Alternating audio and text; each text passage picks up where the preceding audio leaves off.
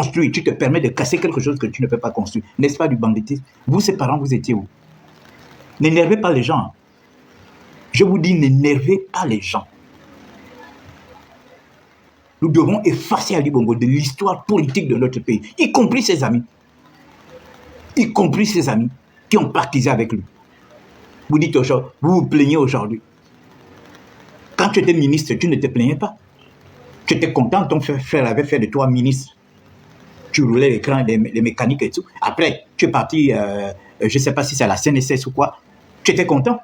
Mais comme aujourd'hui, tu n'as plus rien. On fait semblant d'être opposant. Et tu veux venir faire des remontrances. Tu parles de tribalisme. Quel tribalisme? Ce qui vous dérange aujourd'hui, c'est parce que Brice a un côté fan. C'est ça votre problème. Parce que ton frère était là, ce bras cassé était là. Père Altogoven, mère Altogoven, ça ne vous disait rien, malgré tout le désordre qu'il faisait. Il faisait tuer les gens, il mettait les gens en prison, il détournait l'argent, il foutait la merde avec sa femme. Ça ne vous disait rien, vous étiez en train de l'encourager. Aujourd'hui, nous avons un Gabonais qui est de père Fan, de mère Teke, et qui a sa première épouse, qui est Nzebi, et sa deuxième épouse est Fan. C'est ce qui vous gêne, c'est ce qui vous énerve. Vous venez parler de tribalisme. Quel tribalisme? Quel tribalisme? Hein? Vous parlez de quel tribalisme? Vous parlez de quel tribalisme? Quand Brice est arrivé, il a travaillé avec tout le monde. Il a pris les gens sont même fâchés du fait qu'il y a beaucoup de pédégistes qui continuent d'être dans les administrations, qui continuent d'être nommés. Vous parlez de quel tribalisme? Vous parlez de quel tribalisme?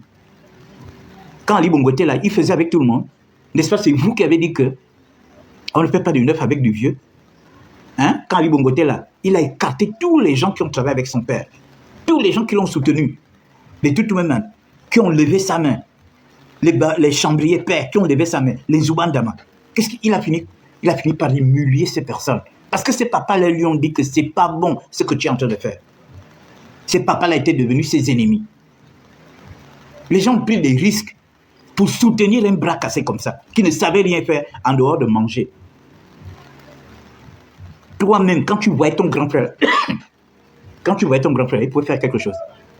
Est-ce qu'il pouvait faire quelque chose? Même la musique qu'on dit qu'il faisait, la musique là, jusqu'à présent, on ne voit rien.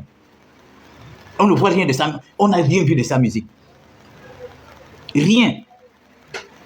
Vous-même, vous savez qu'il ne pouvait rien faire. Mais les premières personnes qui devaient donner des conseils à cet individu, c'était qui? C'était vous, ses parents. Mais vous étiez omnibulés par son fauteuil présidentiel. Tout ce qui vous intéresse, c'était de faire le kounabélisme. Hein? Tout ce qui vous intéressait, c'était de faire le kounabélisme auprès de lui. Vous savez bien que c'était un bras cassé. Au lieu de venir travailler, tu prends des pouvoirs qui ne t'appartiennent pas. En 2009, cet individu n'a pas gagné l'élection. Mais au lieu de venir faire la chasse à l'homme, il fallait travailler. Tu n'as pas arraché le pouvoir aux gens pour venir faire la chasse à l'homme aux gens. Tu n'as pas arraché le pouvoir à André Baobam pour venir faire la chasse à l'homme. Et en 2016, ils nous récupèrent notre pouvoir. Nous avons fait le tour du Gabon, maison par maison, village par village. On a pris la mer, on a traversé la mer, on a traversé le Goué, on a traversé les lacs, on a traversé les lagunes. On a pris énormément de risques. Imaginez un peu si on s'était noyé. Je me rappelle, on revient d'Omboué et on s'arrête chez le chef coutumier Nkomi. J'ai oublié le nom de son village. Avant de prendre la mer, il fallait un rituel. On a fait 1 heure de temps dans ce village-là. Ils sont partis avec le président Ping en brousse. Ils sont revenus. Et le chef coutumier a dit, c'est bon, vous pouvez prendre la mer. Parce que c'est pas facile. On a pris la mer pour se retrouver à Port-Gentil. Imaginons si on était mort. Hein? Si on s'était noyé. Imaginons si on s'était noyé. On prend des risques, on fait le tour du Gabon. Village par village. Avec des routes moyenâgeuses. Des ponts. On nous a monté des ponts que Léon a laissés. Des ponts en bois qui sont bouffés par des termites. On prend des risques, on fait le tour du Gabon. Jean Ping se fait lire à plus de 67%. Et puis ce bras cassé, il fait massacrer les gens dans son QG, dans l'autre QG. Et il va s'asseoir à la présidence. Vous, ses parents, quand vous avez vu ça, pourquoi vous, ses parents, vous n'avez pas dit que non, Frangin, tu n'as pas gagné l'élection. Remets à Jean Ping son pouvoir. Pourquoi vous n'avez pas parlé à ce monsieur? Mais vous étiez content. Vous étiez content parce qu'on tue les enfants des gens. On endeuille les familles des gens. Et puis le monsieur s'en va prêter serment. Et vous recommencez la même violence. La violence physique, la violence verbale, la violence financière. Vous recommencez. C'est la première fois qu'on voit un chef d'État qui fait des coups d'État électoraux, mais qui vient s'asseoir uniquement pour manger, pour s'engraisser, et qui ne fout rien. Vous avez vu les militaires? C'est la grande différence entre les militaires et vous. Vous avez montré que vous étiez une bande de bras cassés. Une bande de bras cassés, c'est-à-dire que tout ce qui était avec lui était à son image. Vous avez vu les militaires? Ils n'ont pas que prendre le pouvoir. Ils sont en train de développer le Gabon. Quand vous prenez le pouvoir,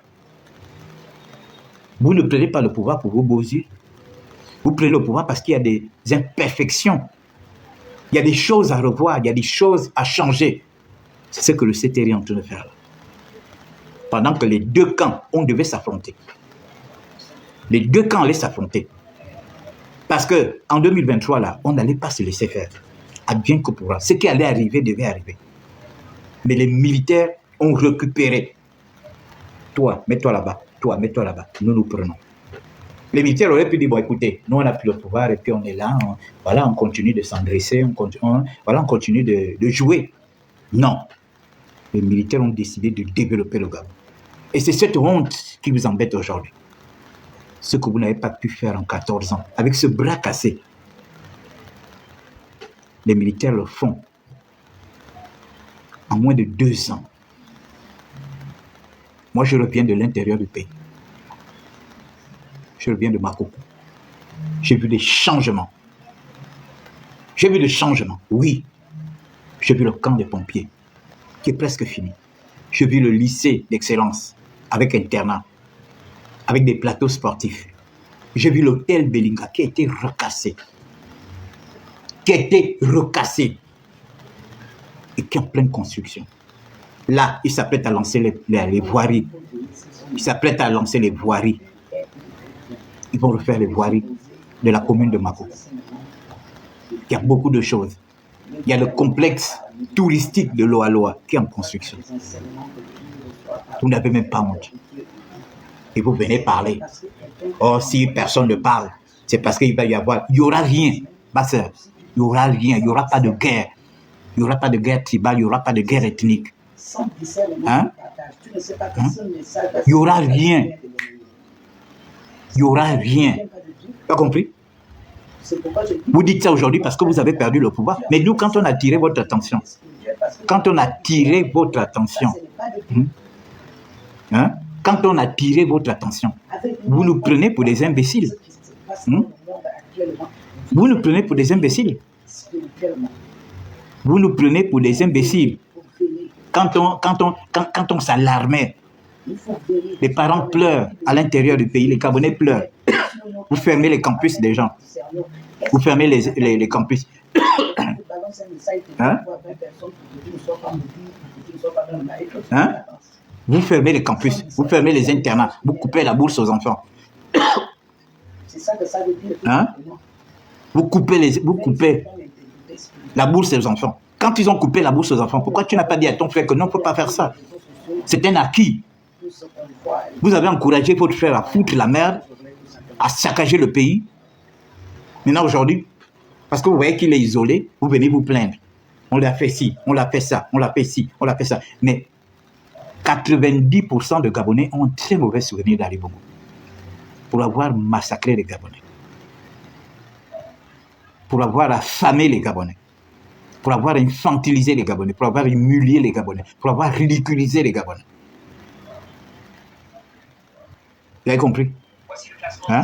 Vous parlez, vous, oh, sa femme, machin, tout. Nous, on s'en fiche de sa femme. On s'en fiche de son fils. Puisque les trois étaient pareils. Il n'y avait personne pour conseiller l'autre. Il n'y avait personne pour conseiller l'autre. Ce qu'Ali Bongo fait, s'il décide de faire du mal aux gens, Sylvie approuve. S'il décide de faire du mal aux gens, comment ça s'appelle? Noureddine approuve. Et puis aujourd'hui, vous voulez vous plaindre. Vous parlez de tribalisme. Quel tribalisme? Ali Bongo a divisé les Gabonais. Il a divisé les Gabonais. Il a rendu, quel Gabonais il a rendu heureux? Les gens qu'il a nommés ministres. Les gens qu'il a nommés ministres, ils sont combien? De tous ces gouvernements. Je ne sais même pas s'ils sont 100. Comparativement à tout le nombre de Gabonais que nous sommes. Ils sont combien? Hein? Les gens qu'il a nommés ministres sont combien? De son premier gouvernement jusqu'à son dernier gouvernement avec Bidi Binzela. Ils sont combien?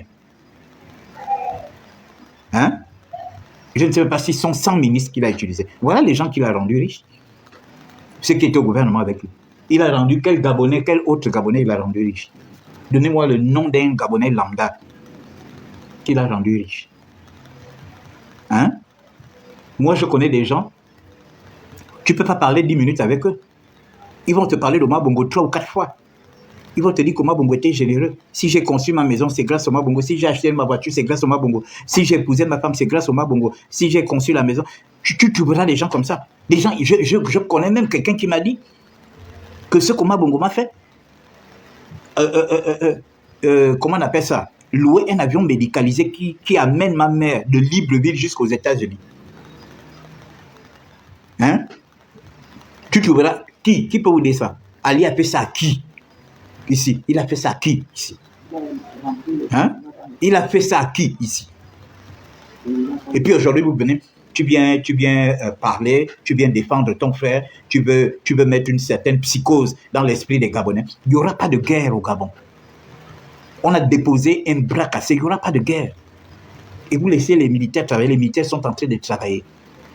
Ma soeur, les militaires travaillent.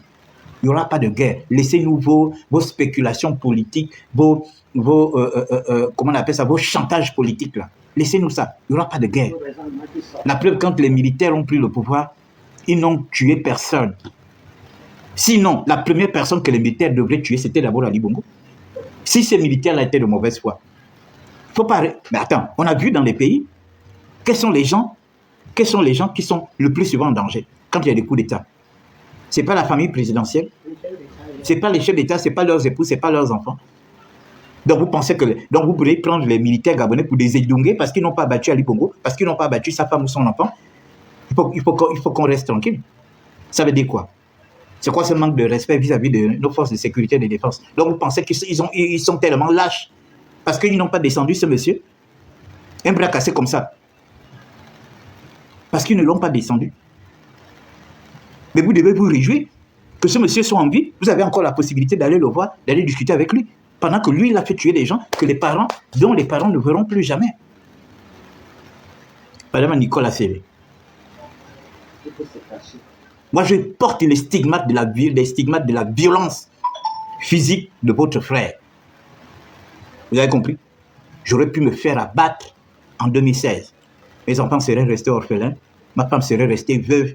Mes parents seraient restés malheureux, meurtris, en train de me pleurer jusqu'à présent. Et quand votre frère semait la terreur, utilisait les forces de défense pour martyriser les Gabonais, vous n'êtes jamais plein à ses côtés pour dire non, Yaya, il ne faut pas faire ça, vous savez les Gabonais, vous savez, vous n'avez jamais fait ça. Vous n'avez jamais dit ça. Vous étiez content parce que vous appartenez à la famille présidentielle. Maintenant que vous avez été déchus, vous sortez maintenant pour faire le bruit. Il faut respecter les Gabonais. Hein. Ne nous prenez pas pour des imbéciles. Laissez Brice Clotaire Oligui-Nguema gérer le Gabon avec son CT. Vous avez enfumé les Gabonais pendant 14 ans avec la politique de votre frère. Madame Nicolas Sélé. Il faut arrêter ça. Vous avez compris. Vous n'êtes pas les seuls Gabonais ici. Votre règne est terminé. Votre frère est au pouvoir. Vous avez bien profité avec lui. Donc vous nous laissez tranquille. Il n'y a pas de tribalisme. Il n'y a pas de tribalisme là. Brice aujourd'hui travaille avec tout le monde. Il travaille avec les gens du PDG. Il travaille avec les gens du CLR. Il travaille avec les gens de la majorité, les gens de l'opposition, les gens de la société civile. Vous parlez de quel tribalisme?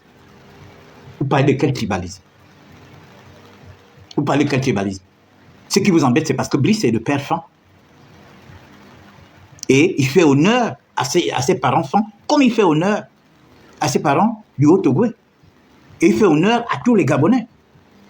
Quand vous étiez là, quand vous étiez là avec Ali Bongo, vous étiez déjà allé au Wellington faire quelques jours là-bas. Vous étiez allé dans le Boué-Vindo faire quelques jours. Vous étiez allé dans l'Angouni, dans la Nyanga, dans le Boué maritime, même dans le Haut-Togo. Il faut arrêter ça. Il faut éviter de nous brandir le tribalisme. On n'en a pas besoin. Ça a été le fonds de commerce d'Ali Bongo. Le tribalisme. Il n'aimait pas les gens, il n'aimait que lui-même. Et les Béninois et les étrangers, ils n'aimaient pas les Gabonais. Parce que si tu aimes les Gabonais, tu peux pas faire ce qu'il a fait. Tu peux pas faire ce qu'il a fait. Faire tuer les gens dans un QG. Or, le militaire vient de le déposer. Même une simple taloche, les militaires ne l'ont même pas taloché. Ça prouve à suffisance la grandeur d'esprit de nos forces de sécurité et de défense. Et la gabonisation même de nos compatriotes. Parce que c'est la grande différence. C'est la grande différence. En 2016, il a fait tuer les gens. Il a fait tuer les gens en 2016. Les parents continuent de pleurer. En 2023, les militaires te déposent même pas une seule taloche. Même pas une seule taloche. Et puis toi, aujourd'hui, tu viens parler. Tu fais un discours. Un discours de haine, un discours de tribalisme. Un discours démagogique. Tu viens défendre un bras cassé comme ça. Tu demandes ses parents sont où? Est-ce que ce monsieur n'a plus de parents? Vous ne savez pas que chaque chose a une fin. Bon, et s'il a les parents vont faire quoi? Donc c'est une façon pour toi de demander aux parents de prendre les armes aussi, c'est ça? Hein? Mais qu'ils reviennent donc se présenter, ou bien toi, au nom de votre famille, présente-toi. Voilà les autres qui sont en train d'aller prendre les candidatures. Hein? Les autres sont en train d'aller prendre les candidatures. Mais lève-toi, maman. Tu vas prendre aussi ta candidature. Tu dis non. Je viens pour reconquérir le pouvoir de mon frère. Lève-toi. Tu dis s'il n'a pas de parents. Parce que les parents vont faire quoi? Qu'est-ce qu'on n'a pas vu quand il a pris le pouvoir? Tous les bongos ont fui. Tous les grands bongos ont fui le Gabon. Depuis que Brice a pris le pouvoir, tu as entendu que ses frères ont fui, ses sœurs ont fui. Mais en 2016, les Christian Bongo n'étaient pas là. L'anti-Bongo. Tous les autres. Le petit là, Junior, obligé. Voilà Junior aujourd'hui qui est obligé de travailler avec son grand-père. Donc il travaille maintenant pour l'État congolais. Pourquoi? Parce que tout ça qui est à l'origine de ça, ce n'est pas Ali qui l'empêchait de rentrer ici. Chercher des problèmes à un petit enfant de rien du tout que tu peux mettre. Noureddin a le même âge que Junior. Ils ont le même âge. Et ils étaient ensemble à Londres. Dans la même école, non? Mais tu viens jalouser un bébé. Un bébé que tu peux mettre au monde, tu le jalouses. Tu l'empêches de rentrer au Gabon. Tu l'humilies à la frontière Gabon-Congo. Parce qu'il voulait venir dire au revoir à son père. Mais vous, ses parents, vous étiez où? Vous, ses parents, vous étiez où? Quand Junior se faisait humilier par son grand frère. Et vous étiez là, vous étiez content? Hein? Non, Nicole. Il vaut mieux que tu te taises. Tu as compris? Il vaut mieux que tu te taises. Il vaut mieux que tu te taises. Taisez-vous. Il vaut mieux que vous vous taisiez. Faites profil bas. Ça, ce sont des discours de défiance. Ce sont des discours de défiance. Taisez-vous. Faites profil bas. Vous avez perdu le pouvoir, vous n'allez plus jamais revenir au pouvoir. Le peuple gabonais ne vous le permettra plus jamais. Et si vous pensez que les gens vont prendre des armes pour vous, il n'y aura jamais de guerre tribale au Gabon. On peut tous avoir un petit air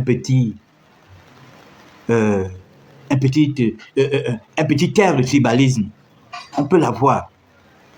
C'est tout à fait normal. Mais il n'y aura jamais de guerre tribale. Vous avez compris? Il n'y aura jamais de guerre tribale. Il n'y aura jamais de guerre tribale entre les Gabonais. Ni entre les Fans, les Pounou, les Teke, les Nzebi, les Obamba, les Kota, les Sake, les Makina, les Massango. Il n'y aura jamais de guerre. Vous pouvez toujours rêver. Il n'y aura jamais de guerre. Parce que nous avons nos militaires, nos vaillants militaires. Nous avons nos veillants militaires qui s'aiment entre eux. Et personne ne peut se lever, aller créer une rébellion hors du Gabon pour venir. Donc vous pouvez toujours rêver. Vous parlez de tribalisme. Quel tribalisme? Vous parlez de quel tribalisme? Parce que les femmes soutiennent leurs enfants, c'est ça le tribalisme. Parce que les Nzebi soutiennent leurs beaux-fils, c'est ça le tribalisme. Parce que les Atogopéens soutiennent leurs fils, c'est ça le tribalisme. Parce que les Gabonais soutiennent leurs fils, c'est ça le tribalisme. Parce que tu aurais voulu que les gens, la manière dont les gens aiment Brice, tu aurais voulu qu'on aime aussi Ali Bongo. Donne-moi la bouteille d'eau, s'il te plaît. Tu aurais voulu qu'on aime aussi Ali Bongo. De cette manière, c'est ça?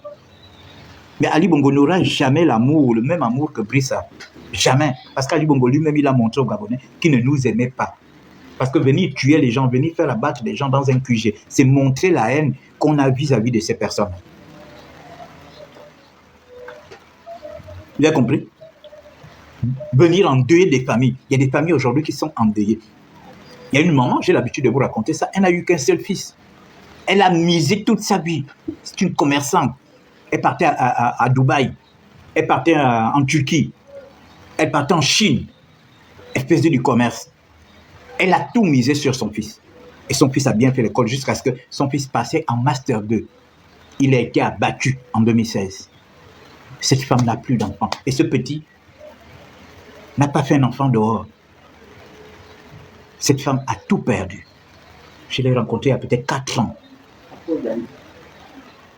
Elle m'a dit, mon fils, elle m'a dit, mon frère, ma vie est brisée. Voilà quelqu'un qu'Ali Bongo, voilà une famille qu'Ali Bongo a brisée. Et le monsieur est allé épouser une autre femme parce que le monsieur aussi a dit, je ne peux pas rester sans progéniture. Il est allé épouser une autre femme.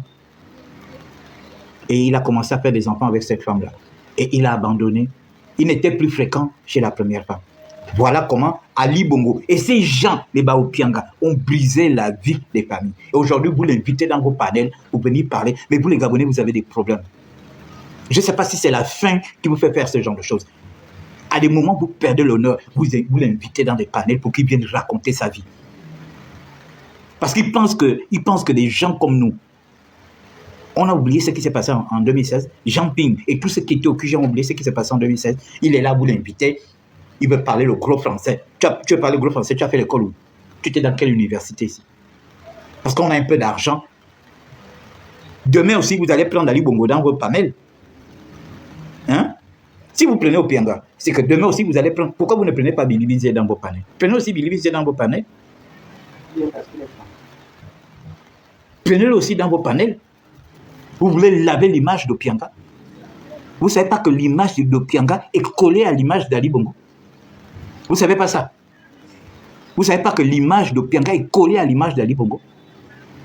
Pourquoi il a voulu soutenir le CTRI? Il a voulu soutenir le CTRI pour qu'il ait une protection judiciaire. Il savait qu'il avait fait du mal aux gens pendant plusieurs années. Et il savait que les gens allaient se lever pour lui régler des comptes. Voilà pourquoi il a d'abord voulu aller se cacher au CTRI pour avoir une protection judiciaire. Et aujourd'hui, il fait du chantage. Or, pour des questions politiques. Or, pour quelles questions politiques? Quelles questions politiques? Quand les Molina avaient commencé à t'attaquer, est-ce que c'était des questions politiques? Les Molina avaient commencé à t'attaquer. Je me rappelle, le Badoukan chef faisait intervenir ce monsieur. C'était pour des questions politiques. Et vous êtes là, à l'inviter dans vos panels, parce que vous êtes à la recherche des vues, parce que vous êtes à la recherche du pognon. Du pognon ensanglanté. Vous êtes des pauvres personnes. Vous êtes des pauvres personnes. Vous ne méritez même pas un peu que le peuple gabonais s'apitoie sur votre sort. Des gens qui ont fait du mal au Gabon. Des gens qui ont laissé des familles en deuil. Quand cette maman-là m'a dit, mon frère,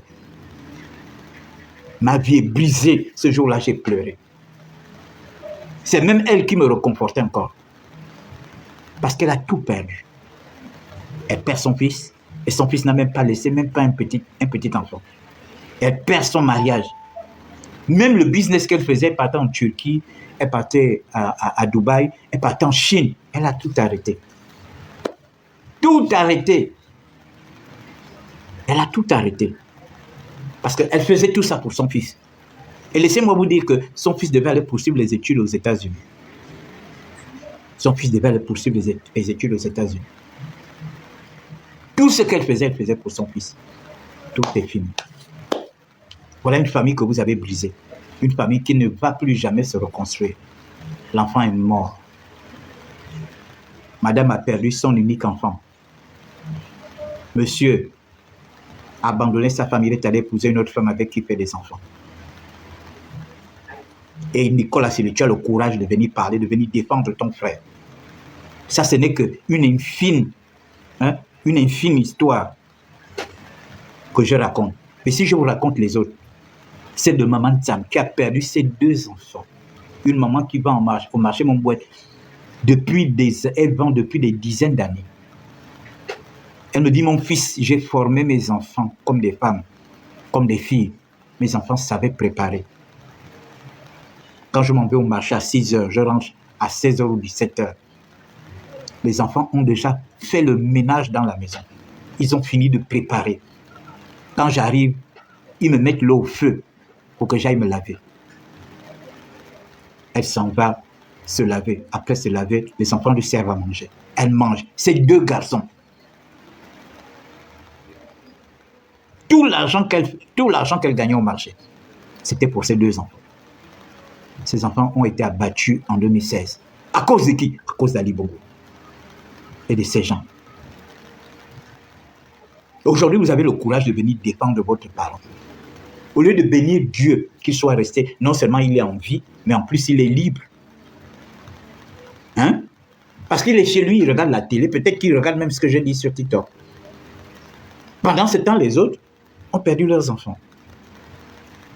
Les gens sont morts. Cette maman-là, jusqu'à présent, elle continue de pleurer ses enfants. Parfois, ces enfants apparaissent en rêve pour lui dire que maman ne pleure plus. On est guéri. Les enfants viennent lui montrer les blessures en rêve. Regarde, j'avais reçu une balle au dos.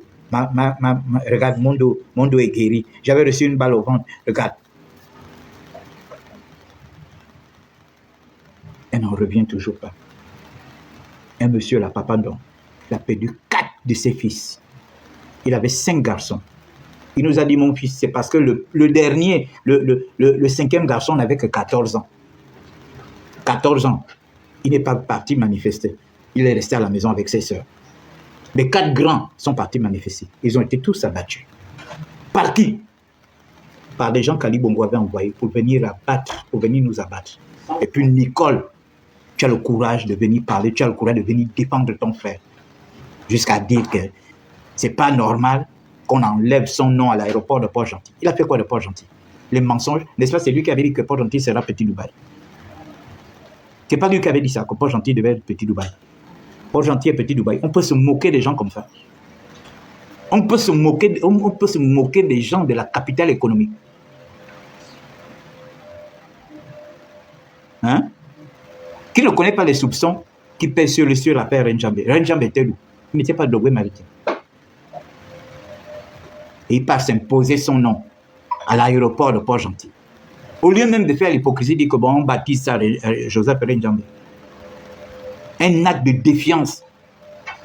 Les gens disent que c'est lui qui a tué Renjambe, mais tu t'en vas quand même te baptiser le nom de l'aéroport. Et puis si les Marigoviens expriment le besoin qu'on enlève ton nom, et le président qui est un fils de sage, qui est un fils de vieux, décide d'enlever ton nom de ce mauvais souvenir, tes parents, va construire un aéroport chez toi, comme ça tu vas mettre son nom, Ou bien tu construis, tu as un truc à Cap Caravane, non? Débaptise-le, tu enlèves Cap Caravane, tu mets machin Ali Bongo. Puisque tu es tellement choqué par ça. Comme si Ali Bongo avait laissé grand souvenir aux gens. Tu as laissé quel souvenir aux gens? Souvenir, c'est ce que je venais de vous raconter là. On fait tuer les gens, on massacre les gens, on endeuille les familles, on met les gens en prison. Les Bertrand Dibisson allaient en prison. 6 ans. Bertrand fait 6 ans de prison. Qui l'a mis en prison? Hein? C'est-à-dire que Bertrand est volontairement parti en prison comme ça, quoi. Il est volontairement rentré. Il dit, bon, je vais aller en prison. Boum, il rentre. Landry Washington, qui l'a mis en prison? Hein? Landry Washington, qui l'a mis en prison? Hein? C'est quoi?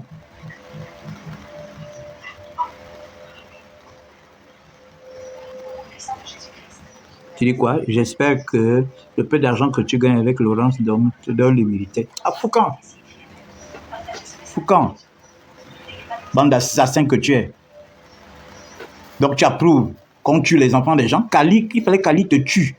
Tu as compris? Il te tue ton père, il tue ta mère. Comme ça, tu vas arrêter de raconter tout et n'importe quoi. Ma boule, va. Il dit, Payon ne veut pas me voir. Mais Payon, c'est mon frère. Comment tu peux dire que mon frère ne veut pas me voir? Ben,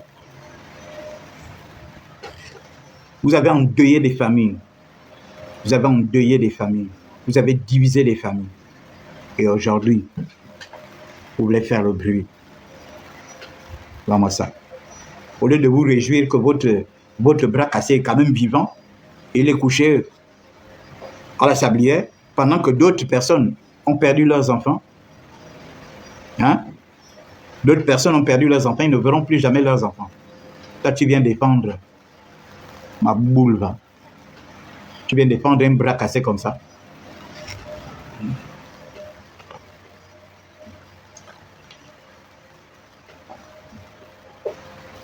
Pour les défendre, on a enlevé l'aéroport, on a enlevé machin. Il a construit l'aéroport avec l'argent, avec son salaire. Hein? Tu demandes qui a réellement tué les gens. C'est vous qui avez réellement tué les gens. C'est vous qui avez tué les gens. N'accusez pas les pauvres militaires. Les militaires n'ont pas tué les Gabonais. C'est vous qui avez tué les Gabonais. Hein? Voilà. C'est vous, le commanditaire. Ce n'est pas l'exécutant qui est responsable, c'est le commanditaire qui est responsable. Et c'est qui le commanditaire? C'est vous. Donc, ne mêlez pas ces histoires aux militaires. Vous avez compris? Voilà. Si vous regardez même la liste qui est partie à la CPI, il y a peut-être 1 ou 2 militaires. Le reste, là, ce ne sont que des civils.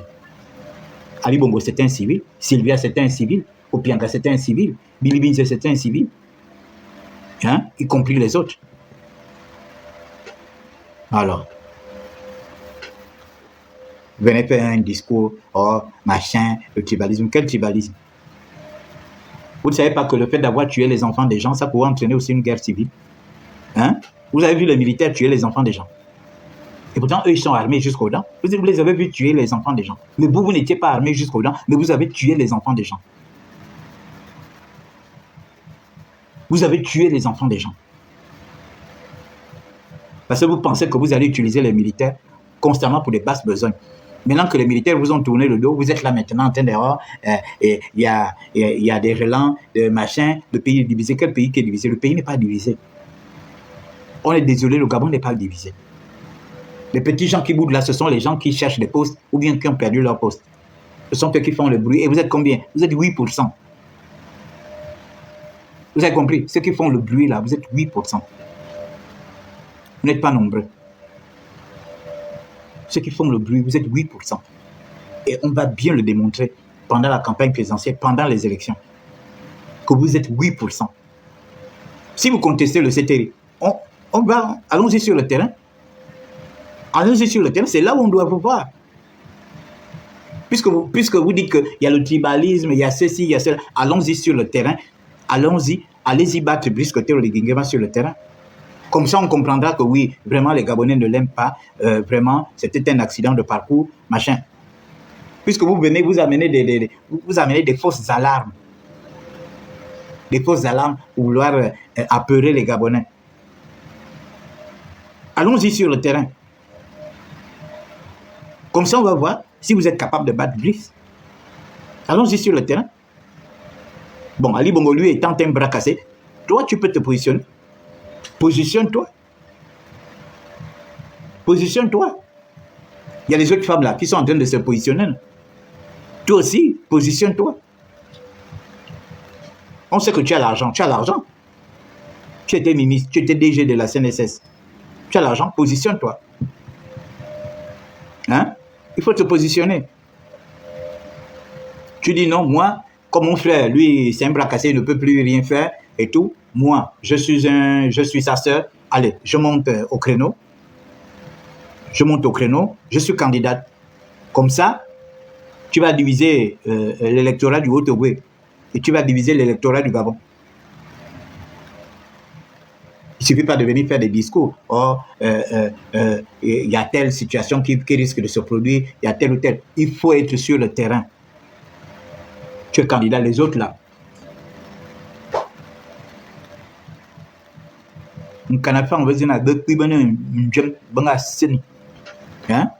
Quand il y a le feu de brousse là, quand il y a un feu de brousse qui se déclenche, les gros singes là qui ont la grosse queue là, ce sont eux les premiers à enlever leur corps parce qu'ils savent que si leur queue là prend feu, donc les autres sont déjà en train de se positionner. C'est maintenant qu'il faut te positionner. Il ne suffit pas de venir faire des discours. On est fatigué, conférence de presse, déclaration, vous avez fait. Quand Ali Bongo était là, on ne vous pouvez pas faire ça. Vous ne lui faites pas de remarques, vous ne lui faites pas de remontrances, vous ne le conseillez pas, vous ne faites rien. Il y a déjà trop de politologues, trop de faux lanceurs d'alerte. Il y a déjà trop de faux lanceurs d'alerte. Ali Bongo était là, il tuait les gens, il nous faisait tuer, il faisait tirer les gens, machin tout. Vous n'avez jamais fait des conférences de presse pour attirer à son attention, pour attirer... Non, ne nous fatiguez pas, pardon. Ne nous fatiguez pas. Sincèrement, ne nous fatiguez pas. Ali Bongo était là, vous n'étiez pas des lanceurs d'alerte. Nous qui étions là en train de dénoncer, on était pourchassés comme des iguanes. Nous qui étions des lanceurs d'alerte, nous qui dénoncions, vous cherchez à nous mettre en prison. Vous cherchez à nous mettre en prison. Aujourd'hui, vous avez le courage. Conférence de presse sur conférence de presse, déclaration sur déclaration. La paix sociale est troublée. Quelle paix sociale qui est troublée? Quelle paix sociale qui est troublée? Quelle paix sociale qui est troublée? Oh, notre vivre ensemble. Parce que quand Ali Bongo était là, on vivait ensemble. Non, parlons peu. Quand Ali Bongo était là, on vivait ensemble. Regardez-moi ça. Aujourd'hui, les Gabonais se parlent entre eux. Les PDG se parlent avec les gens de l'opposition. Les gens travaillent ensemble. Ils sont dans les mêmes ministères. Ils sont dans les mêmes bureaux. Ils sont machin. Les familles se fréquentent. À l'époque d'Ali Bongo, on a vu nos parents nous nier. Nos parents nous éviter. Ça veut dire quoi, c'est ça? Quel vivre ensemble?